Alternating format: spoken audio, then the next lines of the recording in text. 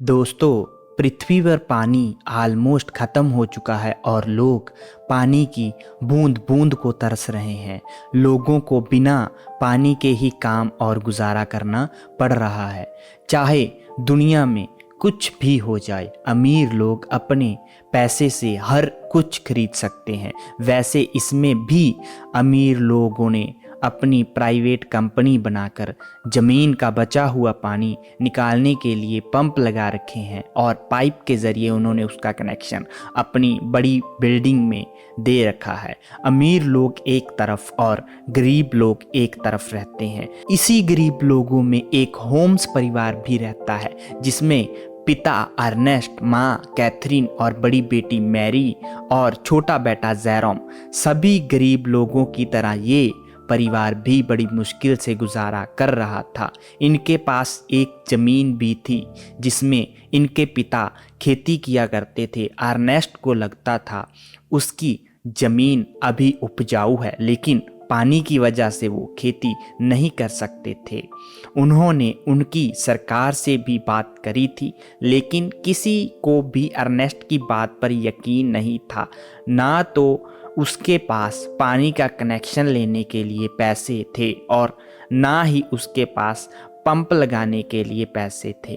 फिर वो खुद ही खुदाई कर कर पानी निकालने की कोशिश करता है। अगर पानी मिल गया तो उसका खेत फिर से हरा भरा हो जाएगा और फसल बेचकर अपने परिवार के लिए पानी का इंतज़ाम कर लेगा। एक दिन जिधर अर्नेस्ट का थोड़ा बहुत पानी होता है, उधर चोर आ जाते हैं, लेकिन अर्नेस्ट भी बंदूक लेकर उधर आ जाता है और चोरों को जैसे ही पता चलता है वो बहाना बनाने लग जाते हैं कि वो भटकते हुए इधर आ गए हैं और थोड़ा सा पानी मिलता तो आपका शुक्रिया हो जाता। और तभी वो चोर अपनी गन निकाल लेता है और अर्नेस्ट पहले गोली चलाकर एक चोर को मार देता है। फिर वो मशीन चेक करता है और उसको पता चलता है कि इधर से भी अब पानी बिल्कुल ख़त्म हो चुका है और एक बार फिर उसे कहीं और पूरा नीचे खड्डा खोद कर पानी निकालना पड़ेगा। अर्नेस्ट अब अपने बेटे के साथ वाटरमैन के पास जाता है। दोस्तों, वाटरमैन बड़ी बड़ी कंपनीज के लिए काम करते हैं। अर्नेस्ट सारी चीज़ें अपने गधे पर लाद कर लोगों को बेचने जाता है और वाटरमैन को बेच देता है। उन्हीं वाटरमैन में एक मैक्स नाम का आदमी होता है जिसको अर्नेस्ट अच्छी तरह जानता है। अर्नेस्ट उसे साइड में ले जाकर बोलता है, तुम्हारी बड़ी बड़ी मशीन लगाने की वजह से जो थोड़ा बहुत पानी मेरे खेत में आता था, अब वो भी ख़त्म हो चुका है, बिल्कुल बंद हो चुका है। क्या तुम इधर से पाइप का एक कनेक्शन मेरे खेत के लिए नहीं दे सकते क्या?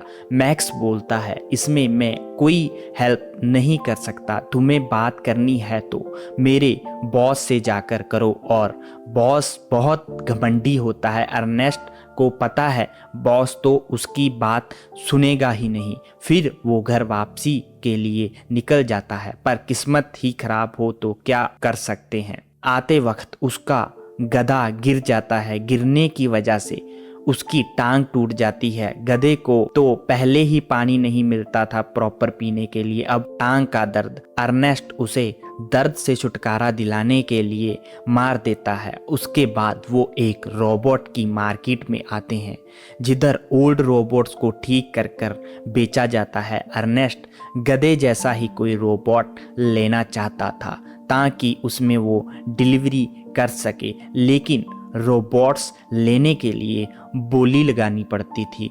बोली में फेलम नाम का बंदा भी होता है, लेकिन अर्नेस्ट ज़्यादा बोली लगाकर रोबोट ले लेता है। फिर अर्नेस्ट और उसका बेटा हॉस्पिटल में आते हैं जिधर कैथरीन होती है। कैथरीन चल नहीं सकती। हॉस्पिटल में मशीन के जरिए ही वो चल फिर सकती है, लेकिन अर्नेस्ट के पास इतने तो पैसे है नहीं कि ये मशीन अपने घर पर लगवा ले। हॉस्पिटल के बाहर आते ही अर्नेस्ट रॉबी नाम के बंदे से मिलता है। उसका दिमाग कम होता है और उसके पास घर भी नहीं होता, तो अर्नेस्ट अपना थोड़ा सा पानी उसे दे देता है। घर आते ही अर्नेस्ट के पास फेलम आ जाता है।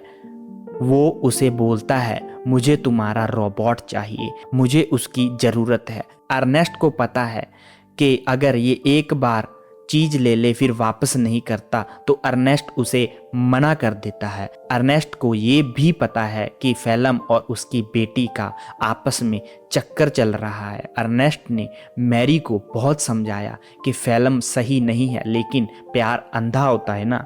वो तो अपने पिता से ही नफरत करने लग जाती है। अर्नेस्ट एक बार फिर जमीन में खड्डा करता है ताकि पानी मिल जाए, लेकिन आसपास बड़ी मशीन की वजह से पानी बिल्कुल ख़त्म हो जाता है। उसे निराशा का मुंह ही देखना पड़ता है। फिर दोनों एक दूसरे को बेहतर फील करने के लिए बाप और बेटा आपस में मस्ती करते हैं। फिर घर वापस आते ही मैरी अपने पिता से पैसे मांगती है क्योंकि उसे फेलम के साथ बाहर जाना है। मैरी बोलती है, मुझे यहाँ घुटन हो रही है। अर्नेस्ट बोलता है, बचपन से तुम यहाँ रह रही हो, तब तो घुटन महसूस नहीं हुई। अर्नेस्ट बोलता है, हम अच्छे से जी रहे हैं। मैरी बोलती है, इसे जीना नहीं सरवाइव करना बोलते हैं और मुझे ऐसी ज़िंदगी नहीं चाहिए। अर्नेस्ट के समझाने से भी मैरी नहीं मानती, तो अर्नेस्ट एक कमरे में मैरी को लॉक कर देता है और विंडो पे कीलें लगा देता है ताकि वो भाग ना सके। मॉर्निंग अर्नेस्ट सप्लाई देने के लिए जब जाने लगता है तो देखता है कि रोबोट जो है वो गायब हो चुका है। ये देख के वो घबरा जाता है, लेकिन उसे पता है ये काम फेलम के अलावा कोई नहीं कर सकता। वो फेलम के बारे में पूछने के लिए वाटरमैन के पास आता है, लेकिन उधर जाते ही सारे लोग उस पर हमला करने लग जाते हैं और खूब उसे पीटते हैं। वो कहते हैं, तुमने हमारी सप्लाई क्यों चुराई? हमने कितनी मेहनत से कमाई थी। अर्नेस्ट फिर बंदूक निकाल लेता है और कहता है, ये क्या कह रहे हो? मैं खुद तुमसे इधर पूछने आया था कि फेलम को देखा है, वो मेरा रोबोट चोरी कर कर भागा है और उल्टा तुम लोग मुझे ही मारने पे तुले हो। दोस्तों, फिर अर्नेस्ट इधर से चला जाता है और धीरे धीरे चलता हुआ देखता है फेलम सोया हुआ है और बंदूक उसके ऊपर लगाकर उसे बंदी बनाकर अपने रोबोट के साथ वापस घर की ओर चलने लगता है। लेकिन उन्हें जाना बहुत दूर था। अर्नेस्ट भी बहुत थक चुका था और उसका पानी भी खत्म हो चुका था और फेलम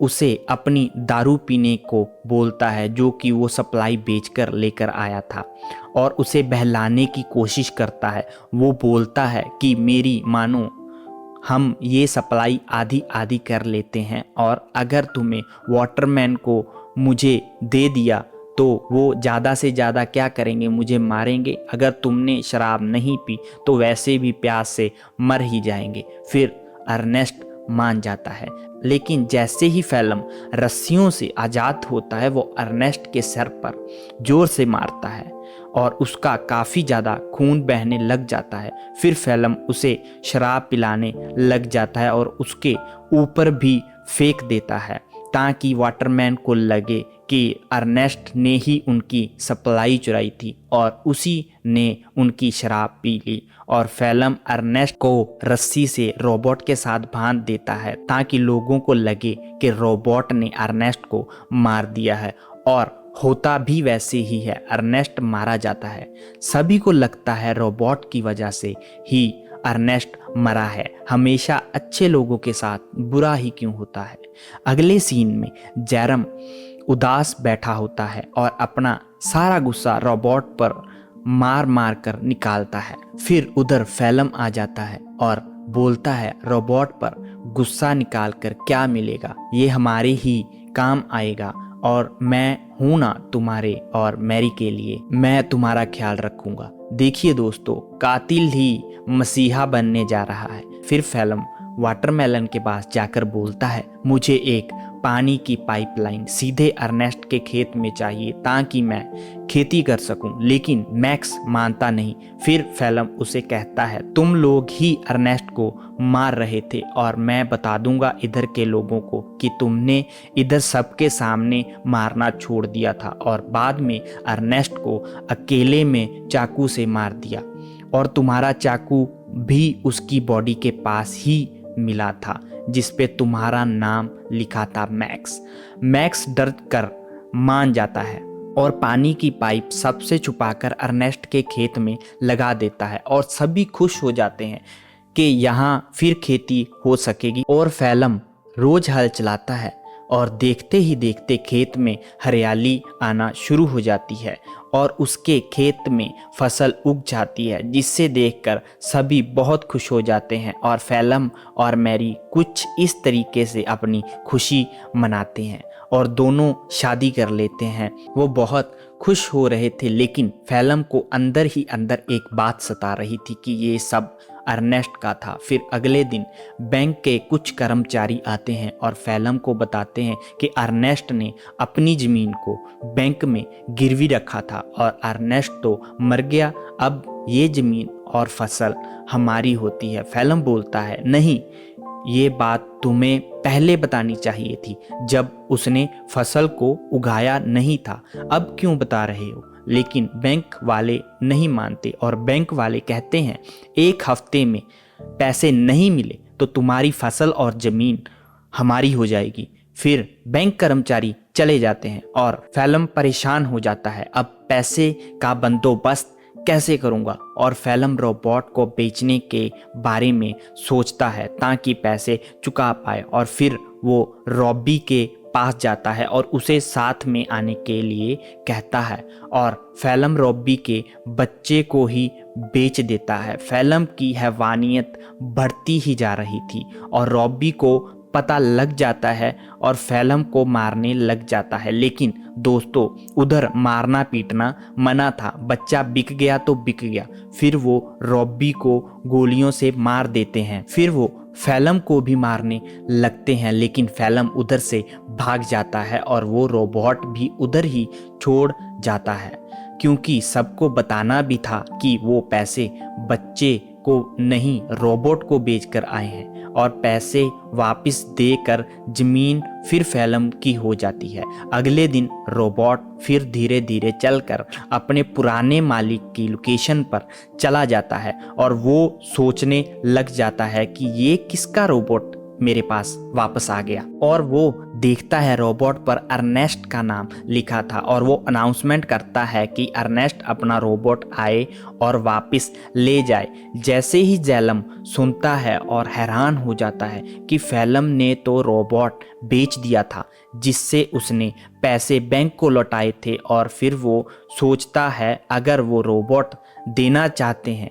तो कोई बात नहीं, हम ले आते हैं। अगले सीन में जेरम को रॉबी की बीवी दिखाई देती है, जो रॉबी और उसके बच्चे के वापस ना आने पर सदमे में जा चुकी थी, जो एक गुड़िया को ही अपना बच्चा मान रही थी। और इस चीज़ को जेरम सोचता है कि कुछ तो फेलम छुपा रहा है। वो शहर में जाने लगता है, लेकिन 18 साल से कम होने की वजह से गार्ड्स जो हैं उसे नहीं जाने देते। तब वहाँ एक लड़की होती है जिसका नाम ऐना है और वो उसे कहती है, मैं तुम्हें कम पैसे में शहर भेज सकती हूँ, मेरे पास आ जाओ। और जेरम उसे देखते ही चौंक जाता है, क्योंकि अर्नेस्ट ने इसी लड़की के बारे में कहा था कि मैं तुम्हारी शादी करवा देता हूँ। याद है ना दोस्तों? जेरम उससे अर्नेस्ट के बारे में पूछता है और वो जानती नहीं किसी अर्नेस्ट को। फिर जेरम शहर चला जाता है। फिर शहर आने के बाद वो अपना रोबोट लेने के लिए चला जाता है और केल्विन से मिलता है, जो उसे उसका रोबोट वापस कर देता है। और जब जेरम देखता है रोबोट में कैमरा लगा है, लेकिन कैमरा इतना क्लियर नहीं होता है। जेरम कैमरे में अपने पिता के साथ बिताए हुए पल देखता है। उन्हीं वीडियो में वो वीडियो भी होती है जब अर्नेस्ट को फेलम मार रहा था। इस चीज़ को देखकर जेरम को सदमा लगता है और उसे सच पता चल जाता है कि उसके पिता को फैलम ने ही मारा था और वो रोबोट के साथ घर आ जाता है, लेकिन फैलम को भनक नहीं लगने देता कि उसको पता चल जाता है कि उसी ने उसके पिता को मारा था। क्योंकि उसकी बहन प्रेग्नेंट है, वो ये सदमा बर्दाश्त नहीं कर पाएगी। फिर जैरम एक प्लान बनाता है। वो फैलम से कहता है कि मैंने सुना रॉबी तुम्हें बुला रहा है। अब ये सुनकर फैलम हैरान कि रॉबी तो मर चुका है, कौन सा रॉबी बुला रहा है। इसीलिए वो कहता है शायद कोई और फैलम के लिए अनाउंसमेंट होगी। अब प्लान फेल होते ही जैरम एक लेटर लिखता है रॉबी बनकर, और वो उसे अर्नेस्ट की मरने वाली जगह पर बुला रहा था। लेटर को पढ़कर फैलम को कुछ गड़बड़ लग रही थी और वो उधर जाकर देखना चाहता था, और वो उसी जगह पर जाता है जिधर उसने अर्नेस्ट को मारा था।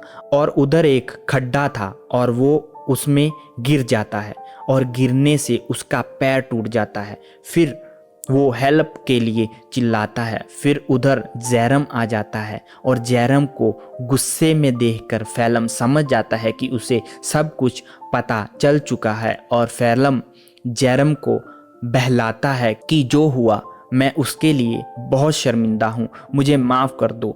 मैंने तुम्हारा और मैरी का कितना ख्याल रखा है। अगर मुझे कुछ हो गया मैरी सदमा बर्दाश्त नहीं कर पाएगी। लेकिन जैरम उसकी एक नहीं सुनता, सीधे उसके गोली मार देता है और रोबोट की वीडियो भी डिलीट कर देता है ताकि किसी को कुछ पता ना चल सके। कुछ दिन गुजर जाते हैं और मैरी बहुत परेशान हो जाती है कि फैलम घर क्यों नहीं आया, और जैरम बोलता है वो बहुत बुरा आदमी था और हमें छोड़कर भाग गया। और मैरी उदास हो जाती है और अपने पिता की बातें याद कर उसको अपने दिल से निकाल देती है।